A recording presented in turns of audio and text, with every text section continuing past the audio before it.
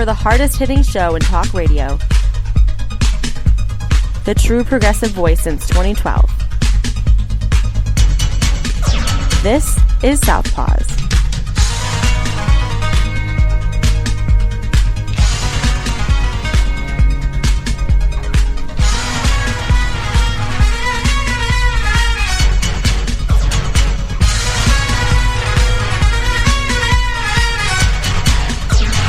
And welcome to Southpaws on the Pacifica Radio Network. We are the leaders of the revolution. My name is Darren Gibson, and I'm your co-host. And I'm Katy Steele Baroni, filling in for Jack Prince. Yes. Hello again, Katy. You were off last week. Missed you. I missed you guys, too. Well, we're back this week at full strength. Want to wish Jack a happy hello. We are recording the morning of Friday, September 25th, 2020 at an undisclosed location in the Grand Rapids area. Oh boy, we've got a lot to discuss today, including the death of Ruth Bader Ginsburg, the violence of Donald Trump, and much, much more. It's been a week, and they just keep getting worse. The hits just keep on coming. Oh, gosh. Well, before we get started with today's topics, reminder that you can follow us on social media by going to facebook.com/Southpaws Radio Show. You can follow us on Twitter at Southpaws Radio. You can follow us at Tumblr. Go to southpawsradioshow.tumblr.com. You can find us on YouTube, youtube.com. Do a search for Southpaws Radio there. You can become a patron of the show by going to patreon.com/Southpaws Radio. You can listen to the show anytime you like at Spreaker.com. Do a search for Southpaws there. You can find us on Apple Podcasts by doing a search for Southpaws. And once you found our logo, you found us. And links to our podcast are sent to our Facebook, Twitter, Tumblr, and YouTube accounts. And you can listen to us on great Pacifica stations, including KCEI-FM in Taos, New Mexico, KZGM in Kabul, Missouri, and Global Community Radio Channel 1. We're on every Saturday night at 11 p.m. on Global Community Radio, so make sure you check us out there. Oh, this has been one hell of a week. That is the understatement. Yeah. I think... I don't know if anybody else is feeling the way I am about RBG, but it was one of those things where it happened, and I'll probably always remember where I was that moment when I heard it, and the sinking feeling in my stomach. Like, I don't know how else to describe it. Yeah, just complete and utter discouragement. Yeah, Ruth Bader Ginsburg passed away last Friday evening, September 18th.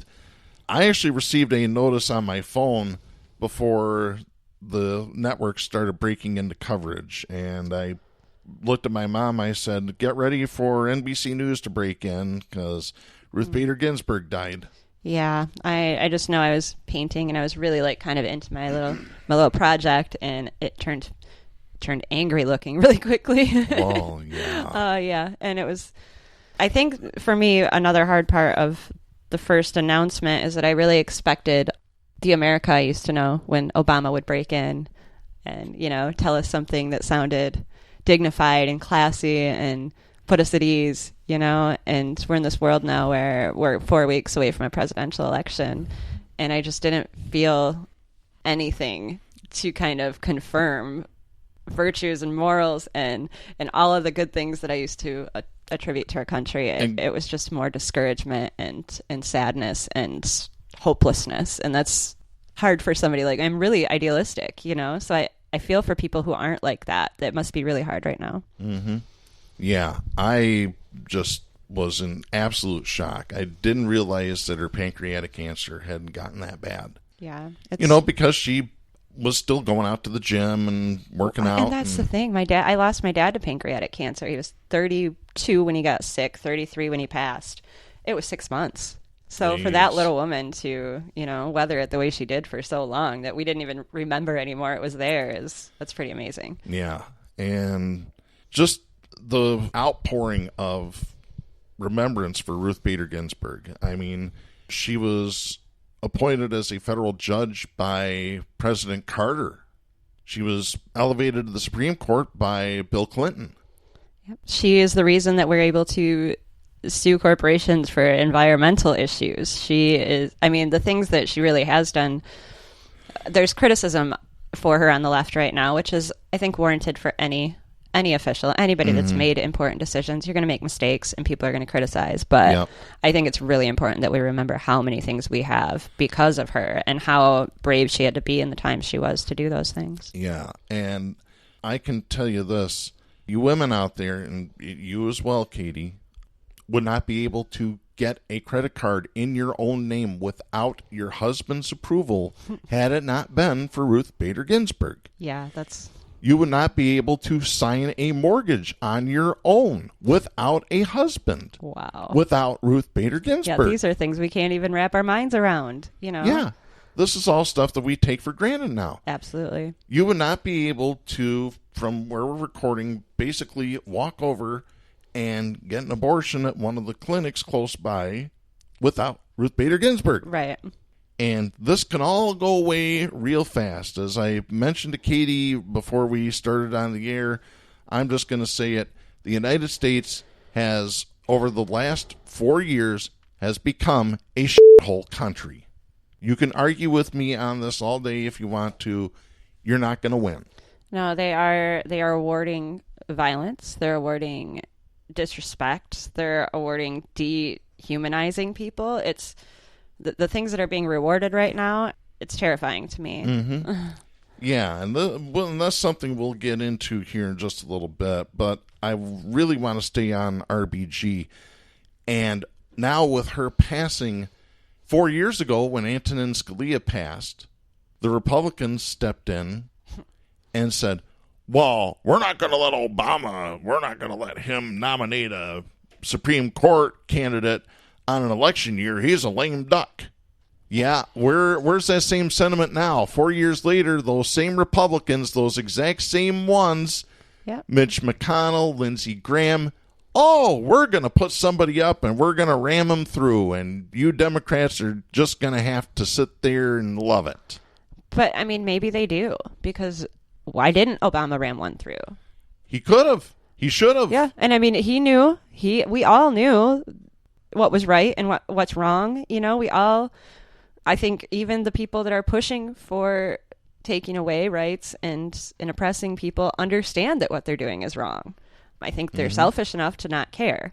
Exactly. But yeah, for them to look back in hindsight, even the Democrats right now, and to act like they were stopped from putting through a Supreme Court justice while we're watching the Republicans do it. Like, come on, guys, come on. This is exactly why we're in this place and why it keeps getting worse. Yeah. And what was it? Minority Senator Chuck Schumer said yesterday something to the effect of, we don't have very many tools to fight this, and the ones we have are dull. Yeah. Well, explain to me how the Republicans fought it so damn well then. Yeah. And, you know, I have complained about over the years, Republicans, conservatives, republicans, retardlicans, whatever you want to call them, say, those liberals, they're a bunch of pansies, they're a bunch of mamby-pamby. Well, right there is another example of, no, I'll tell you what, I'm a leftist. I don't mind grabbing somebody right by the gonads and twisting. And that's what the Democrats need to be doing right now. But they won't. They would do it. Who they are, though. They're grabbing us by the and twisting. Exactly. And that's just exactly what it is. Why aren't they doing it to anybody else? Because it's a big club and you ain't in it. That's right. They're all on the same team. Yep. And that's why I've got a lot of radical leftists on my page that these are the same ones criticizing RBG right now and acting like we shouldn't be sad that she's dead and we shouldn't be worried about it because everything was already so bad. And it's just like, you guys, come on, pay attention. This is how we ended up being friends, as we all realized 4 years ago that it was, at least one big team and we weren't on it. So how do we get that we have so much resentment for the Democrats that we're willing to accept Republicans? That's insane. Oh, no, I'll go even one step further. A longtime friend of mine was a Bernie supporter up until Bernie got screwed out of the nomination again this year. You know who she's supporting now? Trump, probably. You bingo. Yeah. Oh, I've got several of them. And it's not... And I don't get it. It's not a majority, but the fact that there's any, I don't get it. I don't understand how you can go from somebody who wants to give you single-payer universal health care, to give you free college tuition, to go from that to go to somebody that wants to put you under lock and key. Yeah. And it's not an exaggeration. It's not hyperbole. Not at all. Anybody that is not paying attention, though, I mean, I guess not even that. People are paying attention, but they worship him so much they believe everything he says. Even watching him flip into a 180 over and over and over. Like, that when he flips, they're just ready to justify it for him. I'll repeat something I've said on this show. I've said it on my Facebook. I wouldn't trust anything Donald Trump says, even if his tongue was notarized. Yeah. You know, because he's a liar. He is a chronic liar. He's a chronic bully. He thinks he's a tin pot dictator. He's already there as far as I'm concerned. You know, just look at who he worships. Kim Jong-un, Xi Jinping. Netanyahu. The guy in Saudi Arabia. MBS. You know, I mean, it's it's just crazy for anybody to think that Trump is going to help you out. He's not going to. He's in it for his rich buddies. He's in it for himself more than he is. He's in it for himself because he gets anybody. Off on that violence. That's the thing. Yeah, it's not even necessarily... The transaction sometimes is just him receiving that feeling of vindication. Yeah, my mother and I talked about this morning before I came here. And my mom is 82 years old. She's lived a long life, grew up in Kentucky, Southern woman until you piss her off. Then she really gets into oh, God. But, yeah, she was telling me this morning, she's like, I've known Trump's been violent for years. Take a look at the way he acted on his show, The Apprentice. The Celebrity Apprentice, The Apprentice. Regardless, he'd strut into the boardroom and just lay into people. You're fired. And you could just tell by the tone of his voice that he was a violent person. Yeah. You can look at him and his wife and see their relationship and see that he is a violent husband, whether it's physically violent or emotionally violent. I'm not sure of all of it, but there is a violence between the two of them, and you can see it every time they walk out together. Yeah. Yeah, if you really want a good dose of... That doesn't make Melania a victim. Well, it does make her a victim of his violence, but it does not make her...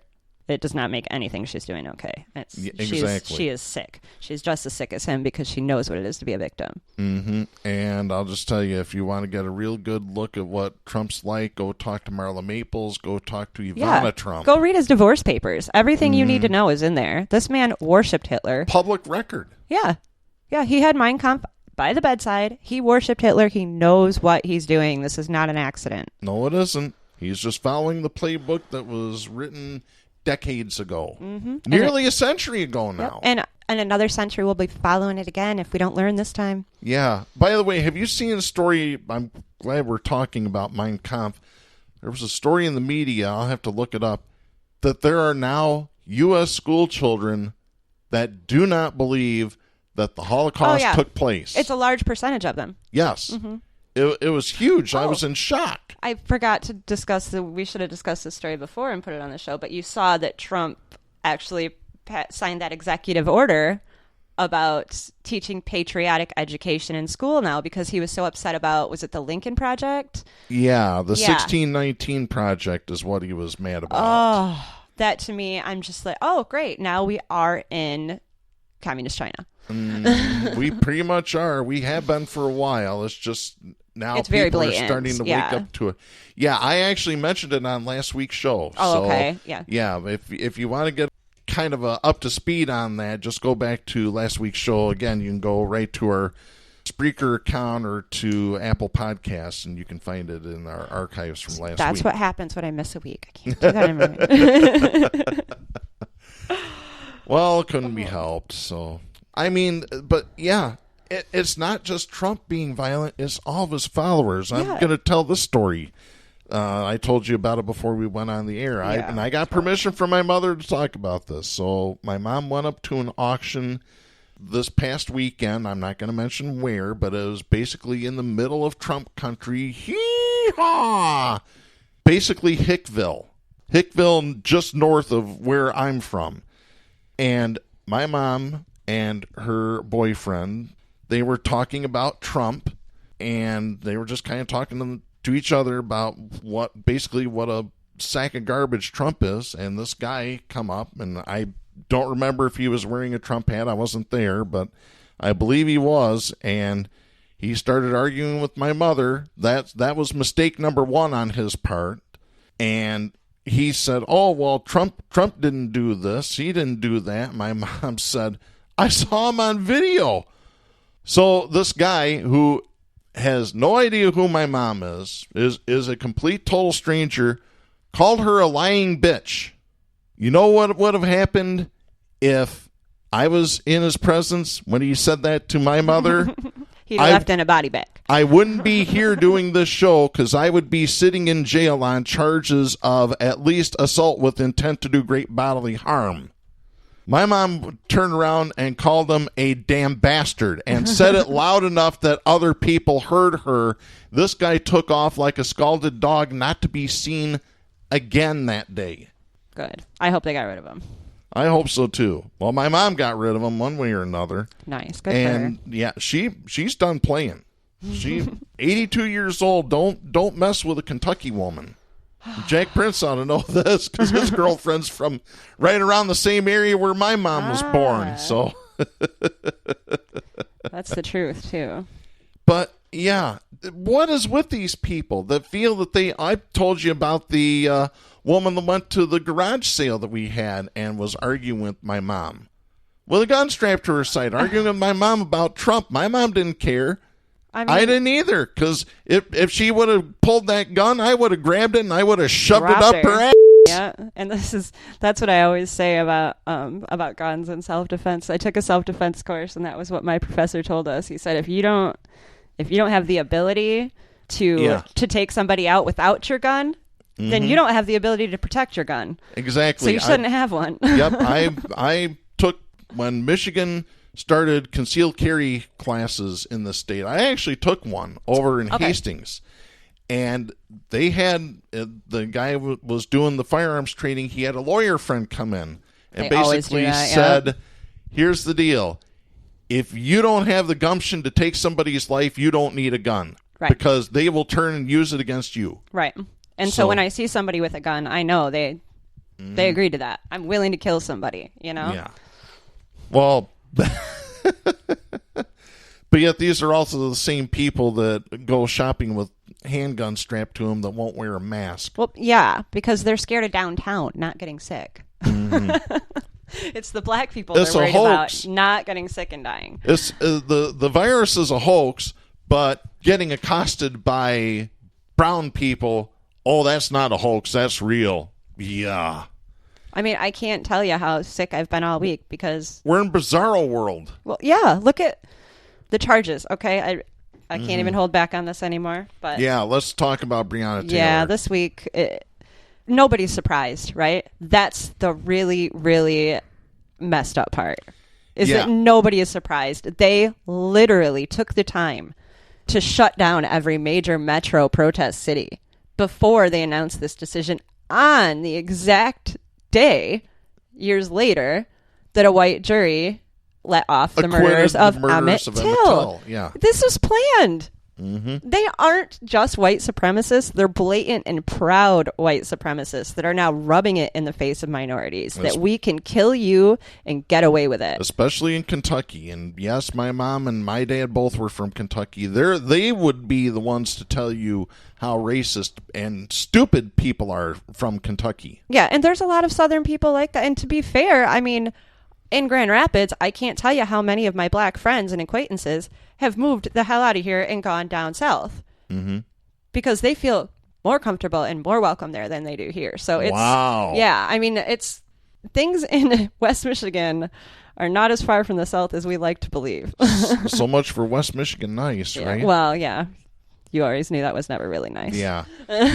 Yeah. But yeah, when the city of Louisville closes off 24 blocks, starts boarding up all the government buildings, shuts down all the gas stations in downtown Louisville. And let's keep in mind, this has been the entire summer of Grand Rapids. They never reopened here. No. This is her hometown. It's not like this is a place where they wouldn't expect there to be protests. Her family is here. Yeah. They prepared to take every possibility of justice away from this family just to rub this in. Mm-hmm. So to pretend like they don't expect violence or they're not inciting it themselves, and they're using our money to keep us from using our constitutional rights, like Exactly. It's so messed up. Exactly. And why we put up with it is beyond me. That's what I'm saying. I remember 2 years ago, if there was a construction project that like shut down a half of a block, I got people on Facebook going, I need to be able to get to work. I got this. This is where I guys almost done. What's going on? This would be a 1 week project. Yet the main route through the center of the second largest metropolitan city in our state, over 200,000 residents, and the main route through downtown area has been shut down for over 7 months now to repave it. They finished weeks ago. They're just leaving it shut because they don't want us downtown.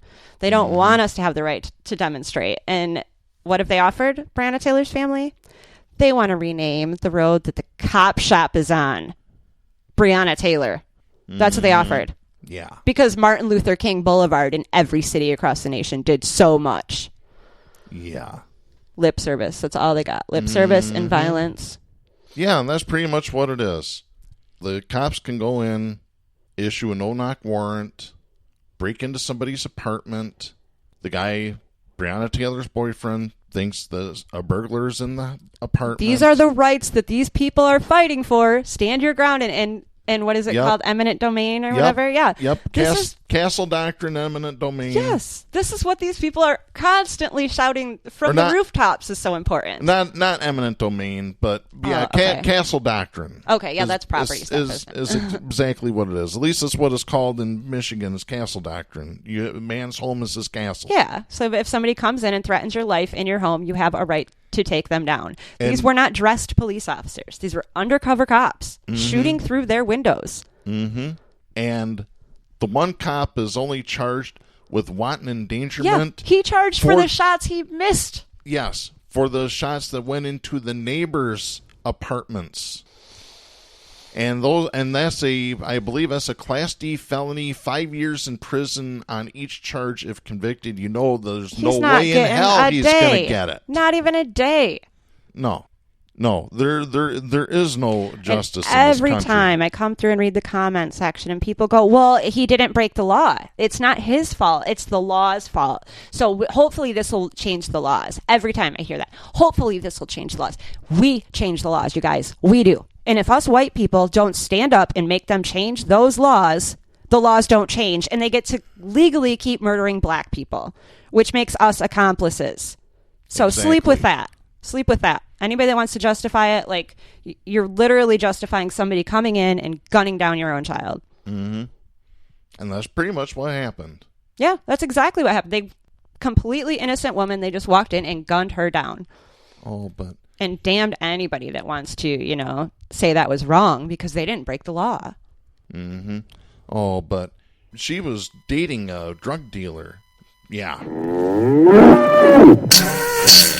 So my daughter's father, one of his friends, comes on our Facebook page yesterday to talk about this case, right? Oh, boy. He explains how, to my daughter, that Breonna Taylor was caught up in the life. Okay. Yeah. This is what he was saying. She's hanging out with the wrong people. She was caught up in the life. She was an EMT, for Christ's sakes. I'm just going to be real honest with you guys. I was caught up in the life when I was in my 20s, first of all. And yeah, she's an EMT. I was never an EMT. I didn't have the education or the responsibility this woman did at her age, okay? Because she was a baby.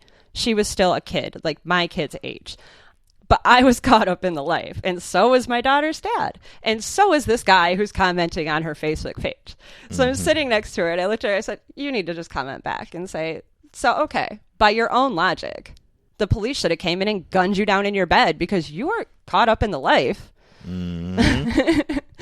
Both of her siblings came on and agreed with her, and he has not responded since. So I just think it's hilarious. Like, they've got one set of justice for themselves and another set for black people. Mm-hmm. And, is another friend of ours came on, and she actually said, this guy is as far as it gets from racist. She said to my daughter. And my daughter looked at me and she shook her head and she was like, who told us that we get to decide when people aren't racist? Like, we're white. We can't be the ones to decide that. He's far from racist. He's got black friends. Yeah. Yep. Yeah, the bull's going to get wore out today, I'm afraid. He better get some preparation H on that back there. Sorry, I had a week off, so I'm on one today. Oh, God, I've been on one for 8.5 years doing this show. I don't know how I'm kept my sanity. Actually, I haven't kept my sanity. You certainly haven't. That's why we're friends. Oh, yeah. Yeah. Well, hey, Jim Garner had to do the show with J.D. Sullivan for 1 week because I was sitting over at Forest View for 5.5 days. Yeah. I'm glad you got through that. Yeah.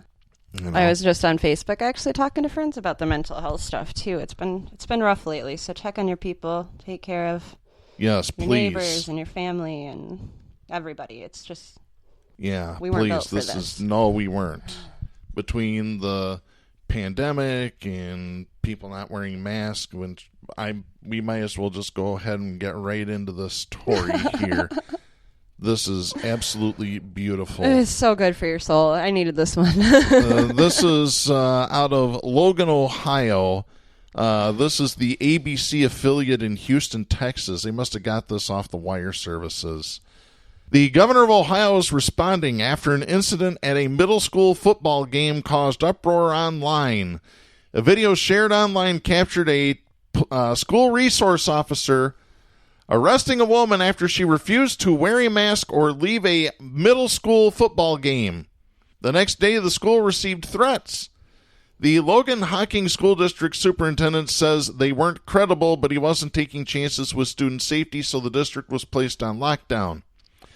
In response, Ohio Governor Mike DeWine is urging residents to respect officers enforcing health policies.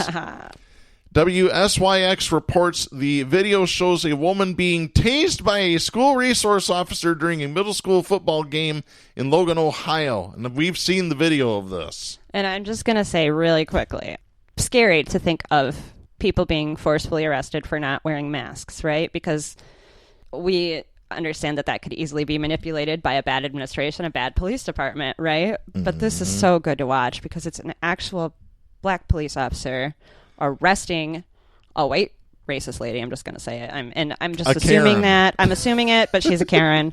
And the way she was acting when she was being arrested, and just listening to the commentary from the people taking the video, because the cop is black, so they're all, are we sure he's even a cop? And does it say police on his shirt? I don't think you can arrest somebody for that. It's like these are the same people that justify police violence and overuse of power and all these other things. So it's just really, really she should have followed the orders of the absolutely. cop. Yeah, because these are the people that say you should follow the orders every time. So to watch her not listen because, my rights. She's my Karen. Rights.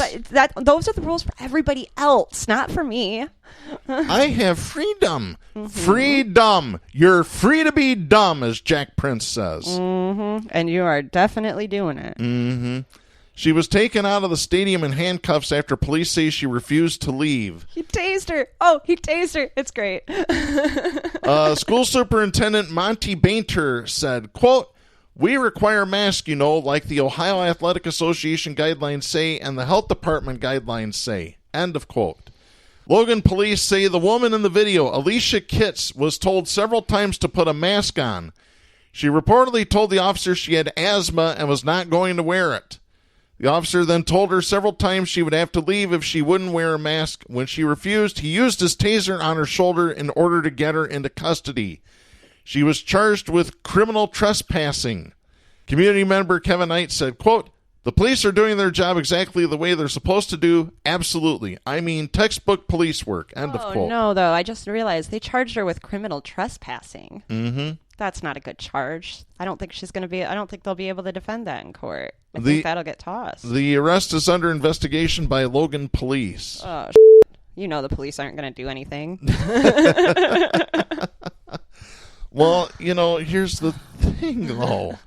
Put your damn mask on, people. Yeah, clearly. But that's the thing. Like, this is the world we're in. There are no checks and balances because the police are backing the conservative platforms. It doesn't, like, that's the thing. If I don't want to jump stories on this quick, but, I keep thinking about what's going to happen if Cheeto refuses to concede power. Yeah. Doesn't want to leave. And we have to count on the police to take him out or the military because they're not on our team. Yeah. Well, although I did mention the story a couple of weeks ago, it sounds like the military isn't really behind Trump as much as they were before, which was why Stars and Stripes is getting shut down. And that's still my question with that, too, though. How much of the military is still unprivatized, right? Because I'm sure the unprivatized part hates him, but I don't think they're the ones with all the money and resources right now. That's very true.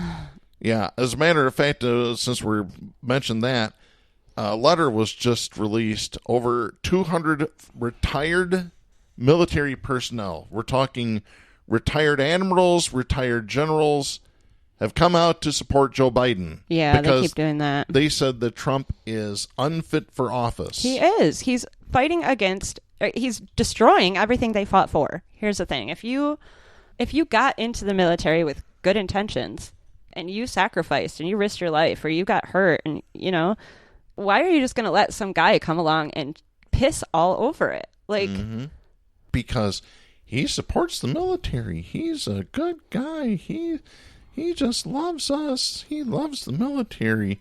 Yeah, when he calls you losers and suckers, that's when you know he loves the military. Yeah. Like I said, the bull's getting a workout today. He's going to need something stronger than Preparation H for that backside there. And what are we... Yeah, I just don't understand what we're waiting for, first of all, I guess. We shouldn't be waiting. That's the problem. That's the thing. If he's still in office right now, we cannot think that this election is just going to go well and we have any chance of Biden just winning and him leaving. That we really need to address the fact that that's not going to happen. That is not going to happen. Although I was surprised that both Mitch McConnell and Lindsey Graham came out and said, oh no, there will be a peaceful transition of power if Biden gets elected. But we already know what they say means nothing. Yeah, exactly. Nothing. They'll say something else tomorrow, and nobody will have to justify it because that's what they said tomorrow. Maybe they just changed their mind. Yep, exactly. It's just like, when I tried to run for office that one time, and then the Democrats recruited a Republican, and they were like, but she's a Democrat now. Yeah, no, she was a Democrat only after she got the nomination and then resigned the day after. Resigned from the Republican Party the day after. Yeah. Sorry, we were there. We covered it, folks. We covered it on this show. Jack and I did. We most certainly did. Oh, God. This is just, like I said, we have become, just bluntly, we have become a shithole nation. Yeah. We really have. An oligarchy is the systematic name for our whole nation. Exactly. And we've become a tin pot dictatorship. We let it happen. Look at the violent people. Trump has been violent from day one. Yes. I could shoot somebody in the middle of Fifth Avenue and my ratings would go up 5, whatever. A group of old ladies was at the busiest intersection in Grand Rapids on Sunday. Okay? I mean, and it wasn't just old ladies. There was guys there. There was some younger people. But, I mean, this guy comes out. He's got a gun on his waist. They're standing there with Black Lives Matter signs, and they have signs for every black person that was murdered by police recently and the date of their death stuck in the ground. And this man comes out, and he's standing there pretending to be all peaceful, and he's talking to him, and then he just suddenly starts running and grabbing all the signs and throwing them, breaking them, and then he grabs a couple and throws them in his van. And takes off. It was like he snatched them out of somebody's hand. It was really violent and scary. This is the busiest intersection in Grand Rapids. And this man had the audacity to get out and violently snatch stuff out of older women's hands in front of all these people. And I think 2 people I heard later ended up coming back. One brought the people drinks because they saw what happened. Another one stopped to make sure everybody was okay. Hundreds of people sit at that intersection for every single light. Mm-hmm. And if he was that empowered to get out and act that way, and there were that few people to stand up for that, what are we waiting for? Because at this point, we're in a society that is going to watch you be loaded onto that train. Mm-hmm. And they're going to wave as you head off to the gas chamber. Yep. I got news for you. You folks better start waking up. You better do it. I've told my mom. My mom's finally, I think, is getting on board with this. I think she's going to go get her CCW classes and carry. And honestly, we are at a point now where even those of us who detest violence and don't like guns, we understand that we don't want to die. Mm-hmm. This is the prime example right here, folks, of Popper's paradox of tolerance. If you tolerate the intolerable will take over to the point that you can't control it anymore. It's human conditioning. I mean, take a look. We've had people just within the last 2 weeks, there have been stories in our local news media of somebody firing shots at cars driving down the interstate. They're driving down US 131. Guy was driving through the S-curve 2 days ago and was shot at. We had a 16 and a 20-year-old gunned down a couple weeks ago in Wyoming. Yeah.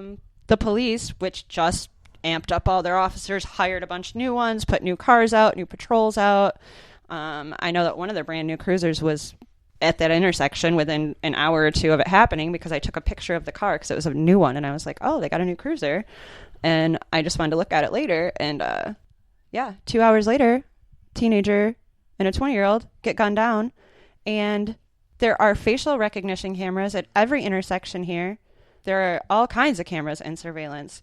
Yet somehow they got away and the cops still haven't found them. And I'm in a world now where I'm questioning if the cops did it. Mm-hmm. Because how do you not find them unless you don't want to? Yeah. I don't know. I don't get it. But yeah, it's incredible, some of the things that have been happening lately. Yeah. And you know what? That kind of leads me into our next topic here, actually our next segment. We need to play the appropriate music, though. Stop! Hammer time! Yeah, it's hammer time. It's time to drop the hammer on the douchebag of the week. We're going to go back to talking about Ruth Bader Ginsburg's passing. I have this story. This is from newsandguts.com. This is Dan Rather's website. Oh, I didn't realize. Sorry. Yeah, this is his news organization that he just started. And by the way, if you want a really good show to listen to on the Pacifica Radio Network, listen to What's the Frequency, Kenneth, which is Dan Rather's old producer, has been doing the show for a number of years. So make sure you check out What's the Frequency, Kenneth. But I've got this story. This is, again, newsandguts.com. Representative Doug Collins is getting slammed for his insensitive and inflammatory tweet about the death of Ruth Bader Ginsburg. Instead of paying his respects to the Supreme Court Justice, the Georgia Republican wrote, quote, R.I.P. to the more than 30 million innocent babies that have been murdered during the decades that Ruth Bader Ginsburg defended pro-abortion laws.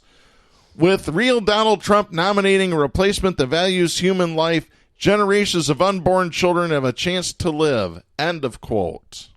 He got slammed hard on Twitter for this.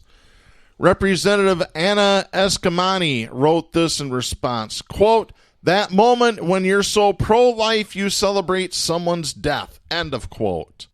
Scott Dworkin, founder of the Democratic Coalition, echoed those comments saying, quote, Doug Collins is celebrating the death of a Supreme Court justice. Unforgivable. RBG deserves better than this garbage, end of quote. Sophia A. Nelson responded on Twitter, quote, this tweet is effed up even for Doug Collins. White conservative men smell blood in the water. They don't give a damn about unborn babies. They care about telling women what they can and can't do with their own bodies. So disrespectful, so brazen, so typical. End of quote. Yeah, I keep seeing it this week. There was an article about a baby dying of coronavirus, and one of the first comments I saw was a guy talking about how all the babies, all the innocent babies that have died from abortion. And I was like a baby died, and their parents are probably reading this article. And why, like, you can't even just be like, sorry that baby died, or even I don't believe that that's true or whatever. But to make it about abortion when a baby's dead, that shows you don't have a soul. You're not in it for the babies. Mm-hmm. Let's see here. Continuing the story, Collins is running for Senate in November. The leading Democrat running against him took issue with both Collins' response and the GOP senator who currently holds the seat and is running for re-election, Kelly Loeffler. This is his response. This is the Reverend Raphael Warnock, who is a Senate candidate from Georgia. Quote, Justice Ginsburg nobly gave her life to public service, and this is what my opponents had to say tonight. We need to bring back decency, dignity, and respect to American political speech, end of quote. And I'll just read what Kelly Loeffler also wrote on her Twitter. Quote, my prayers are with the Ginsburg family. Our country's future is at stake, and real Donald Trump has every right to pick a new justice before the election.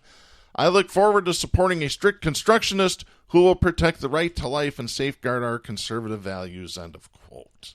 Yeah. Blair Erskine wrote this on Twitter in response to Collins' tweet.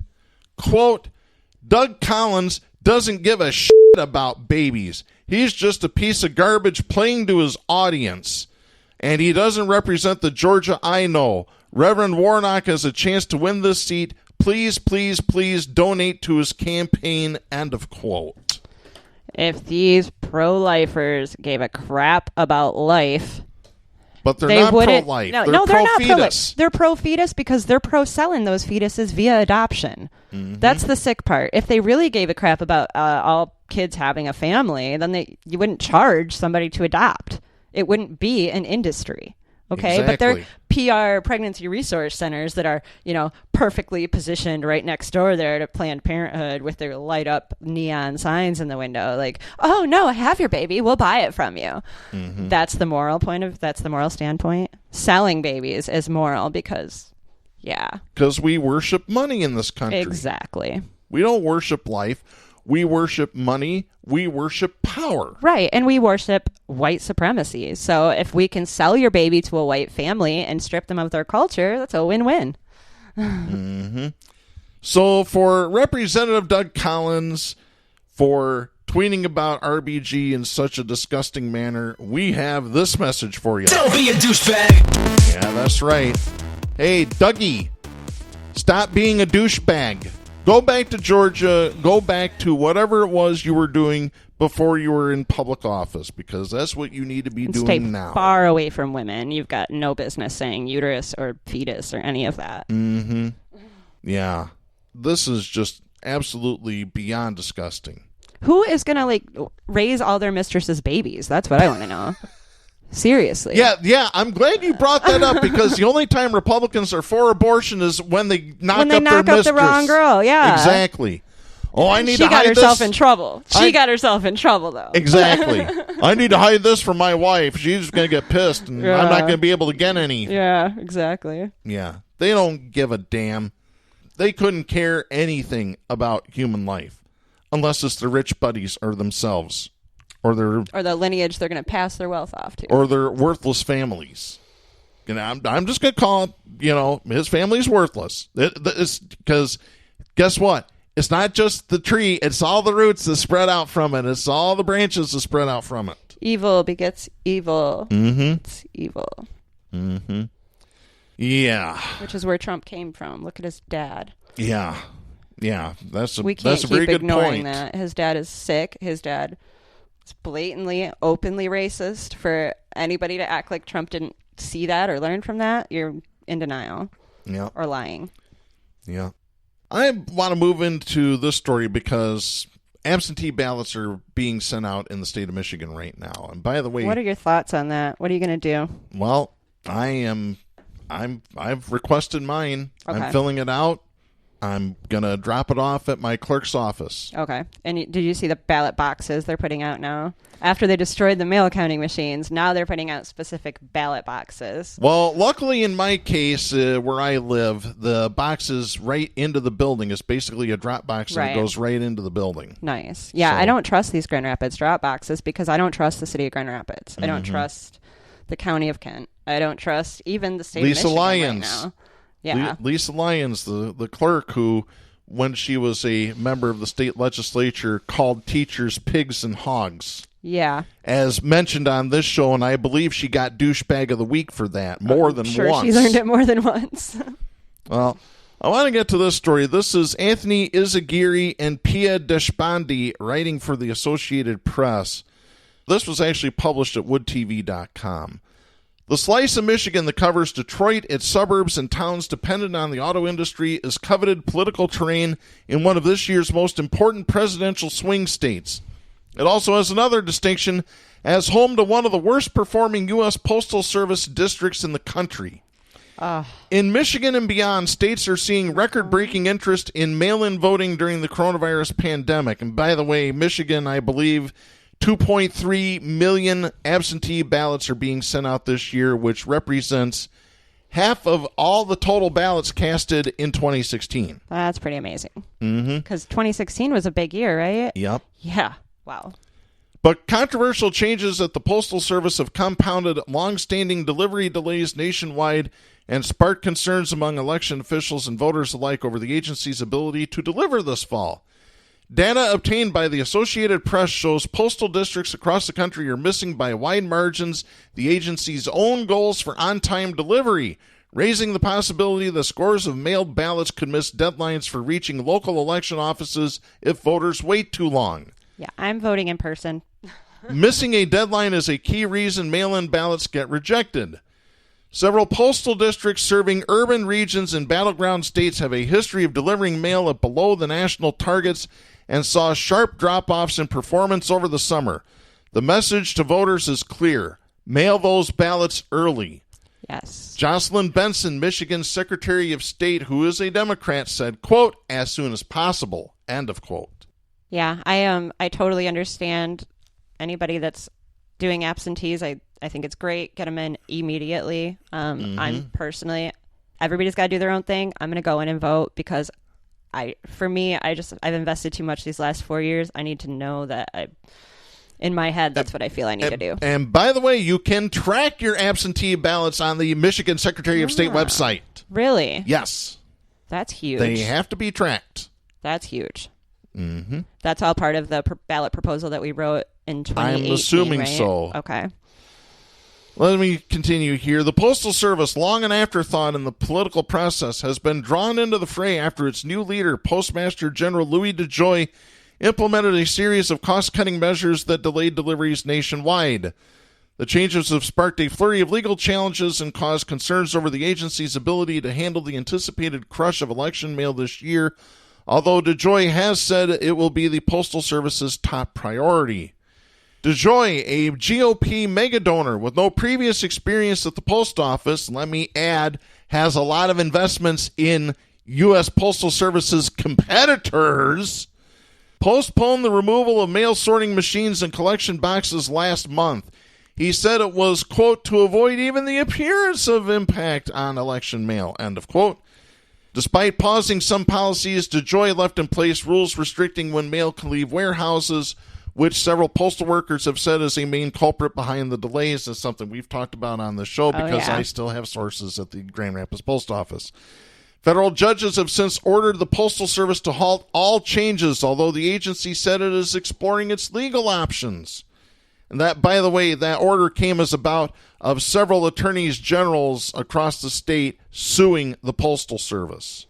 On-time delivery across the country dipped substantially in the weeks after DeJoy took office in mid-June. That is according to internal weekly performance data obtained by the Associated Press through a Freedom of Information Act request.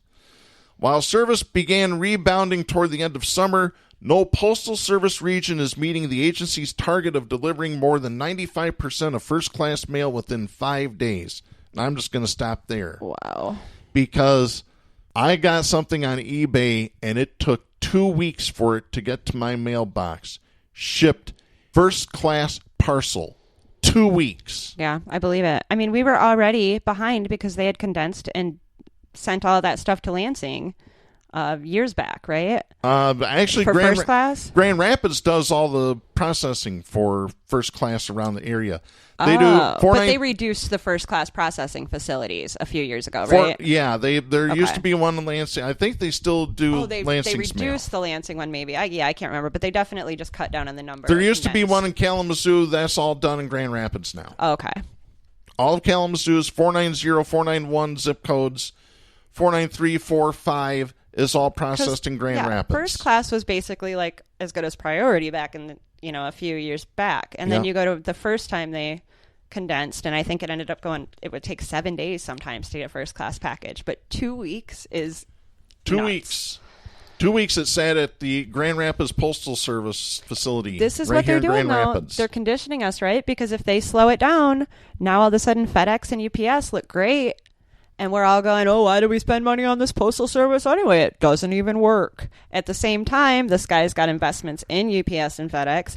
They're convincing those employees that they're better than the USPS workers and that they should take over for USPS. So they're getting those employees' votes. Mm-hmm. It's all very corrupt. Michigan Secretary of State Jocelyn Benson said this, quote, "One of the most frustrating aspects about the changes that have happened at the Postal Service over the past several months is that it's created uncertainty and chaos where none existed prior. Mm-hmm. And now you do have so many citizens asking, is my vote going to get there on time?" Right. End of quote. Right. So, yeah, if you decide to go and vote absentee, get it in. Once you get it, fill it out, drop it off at your county clerk's office. They have to have extended hours because of this. So if they got a drop box that goes into the building like I do in my township, do that. Otherwise, drop it off in person. And don't wait to drop it off in person. Again, you can track these through the Michigan Secretary of State website. And it shows that it was processed and turned in, or does it show I am not really sure, and that's something I'm going to have to look into. Because this has been something I've been questioning for all these. We had all this great technology now. How do we not have a spreadsheet or a database with votes so that people can actually confirm that their vote got counted the way it was supposed to? Mm-hmm. Well, luckily in the state of Michigan, also everything around here is on a paper ballot. It's fed through the machine and optically scanned, but they got to keep that paperwork for so long. And we have no transparency, though, in Michigan. So it's like, can we access that data even though we know it's there? Yeah, that's the thing. Yeah. So, yeah, please, this is important. Get out and vote. We don't have any other options right now. No, we don't. When I had somebody come on my page and actually say to me, imagine telling black people to vote for Joe Biden. And he called me disgusting. And I just said, all I could say was, imagine not being able to tell anybody anything. Mm-hmm. Because that's what we're looking at. Yeah. This is fascism. We're here. It's not coming. Yeah, it's here already. It's here. They're watching you. They know what you're doing. They'll use it against you when they want, and there's nothing you can do about it. Mm-hmm. Well, with all the bad news that's been going on, we might as well lighten things up here. I've got a couple of off-the-cuff stories this week. The first one is from Shane Dixon Kavanaugh, writing for the Oregonian. This is dated September 21st. An Oregon man is on the mend after police say he accidentally shot himself in the groin while flaunting a concealed handgun at a Lincoln City supermarket. The mishap occurred Sunday night when 29-year-old Nicholas J. Ellingford brandished his Glock 9mm in the checkout line at McKay's Market on US 101 and tried to show it off to a buddy, according to the Lincoln City Police Department. Ellingford mistakenly pulled the trigger as he stuffed the piece back into his pants, police said. A bullet tore through the gunslinger's groin and exited his thigh, just barely missing the man's femoral artery. If it would have hit that, he would have bled out pretty much right there on the spot, dead. The gruesome wound required Ellingford to be airlifted to Legacy Emmanuel Medical Center in Portland. Police said that he did not have a concealed handgun license and he could face criminal charges for his reckless behavior. Thankfully, nobody else was injured, and hopefully he won't be reproducing anytime soon. What a dummy. What a dummy. If And- his junk weren't so tiny, he might have blown it right off.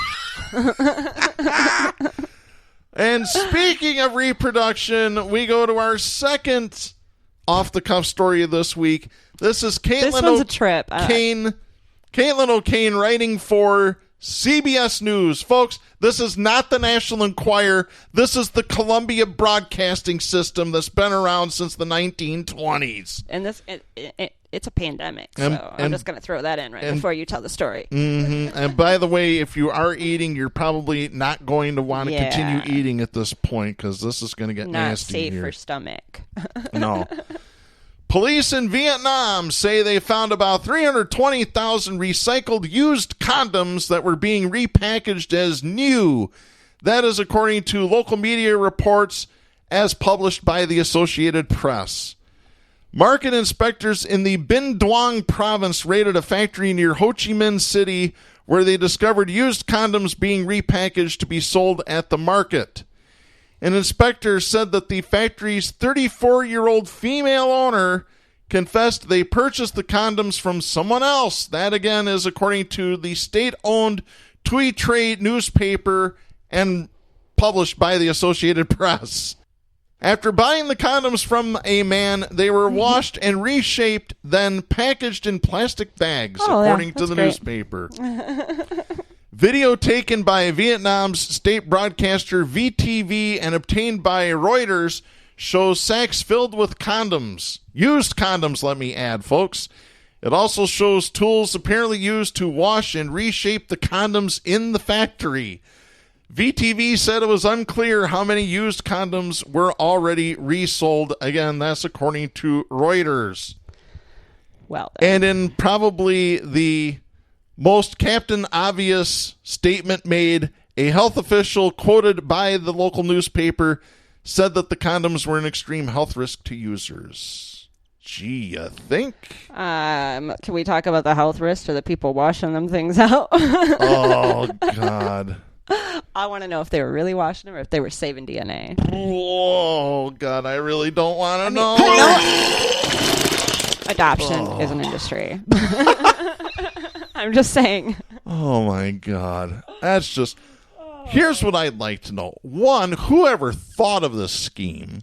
Two, where did they get 320,000 used condoms? That's what I want to know. I want to know who was selling the condoms, number one. Or if you were Who's just like, collecting them in the first place? that's what I'm saying. But I mean, Oh, but who's gosh. selling them to be able to collect them? You know, where are you reaching out to somebody for this? Like, because Oh, if you my God. bought them, that means somebody marketed their used condoms. Oh, God. Well, they were I think they were marking them as brand new. Yeah, after they resold. Yeah. Yeah, just unbelievable. You're falling apart over there. I know. You've gotten so thrown off by the story, you've dropped your headphones. That's over here. Wow. Okay. I think I'm back. But Oh, yeah. my God. Well, you won't be when I tell you this. You know what you call 365 used condoms, right? No. A good year. Yep. We'll just leave the comedy to the professional comics, folks. Probably. So, Probably good. next week, I'll be replaced by Joe Elder, who's... Hi, Joe. We need to get you back on the show soon, damn it. Yeah, we could use some humor around here these days. Yeah, that's an understatement. Oh, boy. We'll be back next week with more fun and hijinks. In the meantime, I'm Darren Gibson. I'm Katy Steele Baroni. For Jack Prince and Kristen Cook, please support independent media and the First Amendment. The stations that carry Southpaws do not necessarily share the opinions expressed on the show. Southpaws is protected by the First Amendment to the U.S. Constitution and is copyrighted by Big D Entertainment. All rights reserved.